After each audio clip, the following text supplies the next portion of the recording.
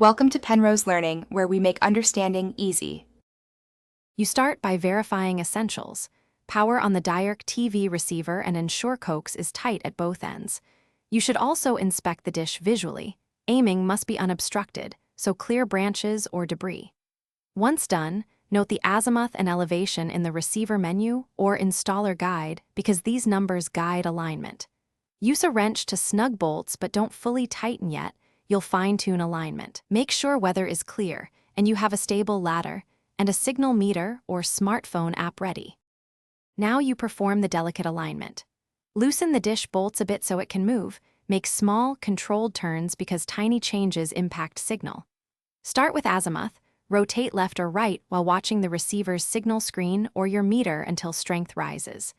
Once azimuth is optimized, adjust elevation slowly. Raise or lower until signal-to-noise ratio improves. As you move, pause to let values stabilize. You want consistent increases rather than brief spikes.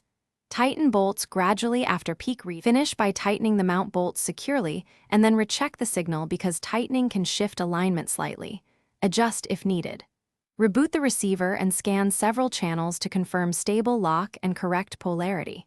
If diagnostics show low lock, reset F connectors, inspect coax for damage, or swap in a known good cable to isolate the fault. If problems persist after these steps, note your signal values and weather conditions and contact support for guided diagnostics. Having those numbers speeds troubleshooting and may avoid.